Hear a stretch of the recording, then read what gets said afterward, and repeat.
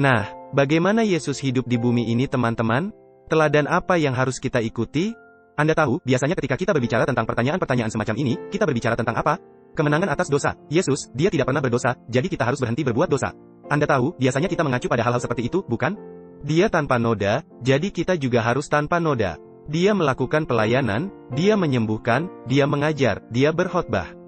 Kita seharusnya melakukan hal-hal itu juga, untuk menyembuhkan, mengajar dan berkhotbah. Tetapi teman-teman, saya ingin Anda mundur selangkah. Dan sebelum kita sampai pada titik itu, Anda tahu, dia pergi ke gereja, kita juga pergi ke gereja. Dia memberi persembahan, kita juga memberi persembahan. Dia berkhotbah, kita juga harus berkhotbah. Langkah apa yang harus kita lakukan sebelum sampai ke situ? Apa adalah penting untuk mengambil langkah ini, mundur dan melihat teladan penting Yesus sebelum hal-hal eksternal ini, dalam arti ini. Hal-hal yang kadang-kadang kita katakan, Anda sedang bekerja menuju surga. Bagaimana Yesus hidup? Perhatikan kutipan berikut ini, juga diambil dari Ministry of Healing. Semua kutipan yang saya kutip hari ini diambil dari buku ini. Ministry of Healing, sebuah buku luar biasa yang sedang saya baca sekarang.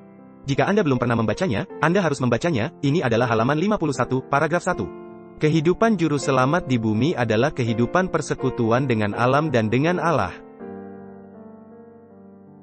Dalam persekutuan ini dia mengungkapkan kepada kita rahasia kehidupan yang penuh kuasa. Apakah Anda melihat itu teman-teman?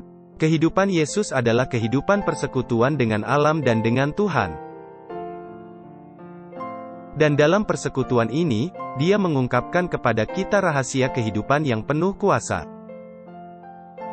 Teman-teman, apa itu rahasia? Itu adalah sesuatu yang tersembunyi. Sesuatu yang tidak diketahui orang lain. Sesuatu yang sangat istimewa yang hanya Anda di dunia ini yang tahu. Tetapi Yesus datang untuk mengungkapkan kepada kita rahasia hidup yang penuh dengan kuasa ini. Bagaimana menjalani hidup yang penuh kuasa? Bagaimana menjalani hidup yang penuh dengan kuasa? Kuasa untuk apa? Nah, kemenangan atas dosa, untuk mengatasi kebiasaan dan kecenderungan berdosa kita dan kecanduan, kekuatan untuk mematuhi perintah Tuhan. Kekuatan untuk menjalani kehidupan seperti Yesus, kekuatan untuk sukses dalam semua yang kita lakukan. Dan kekuatan untuk juga membantu orang lain dalam pelayanan. Kekuatan ini penting teman-teman. Kuasa ini, Yesus datang untuk hidup dan untuk mengungkapkan rahasia ini melalui hidupnya. Dan teman-teman, ini adalah fondasi yang harus kita letakkan jika kita ingin meniru Kristus, jika kita ingin menjadi duta besar bagi Kristus. Jika kita pernah berharap untuk menjalani kehidupan Kristus, untuk menang atas dosa, untuk memberitakan khotbah seperti Kristus, untuk menyembuhkan seperti Kristus, untuk hidup seperti Kristus, untuk menjadi berkat seperti Kristus. Dan apakah Anda melihat tentang apa itu teman-teman? Apa rahasia itu? Itu adalah hidupnya di bumi ini. Itu adalah kehidupan persekutuan dengan alam dan dengan Tuhan. Bagaimana Yesus menjalani kehidupan persekutuan, hubungan dengan surga, melalui apa?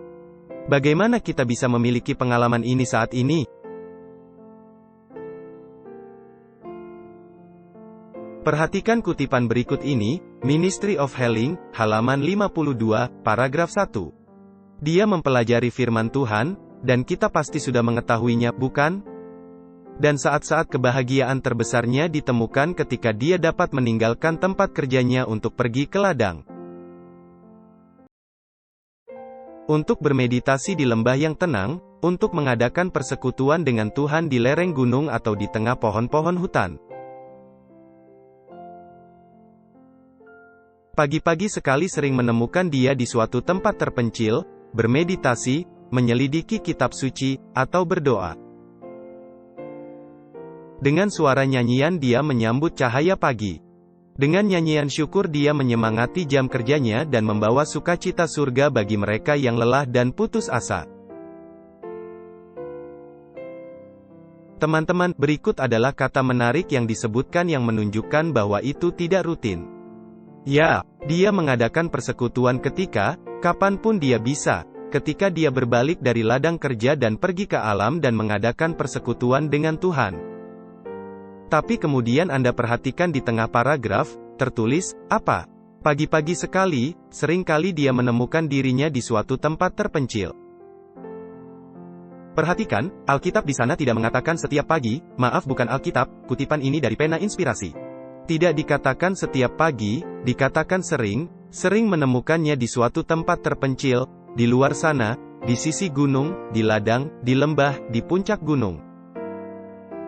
Mengapa dikatakan sering daripada setiap pagi? Apa bedanya? Apa bedanya sering dan setiap pagi?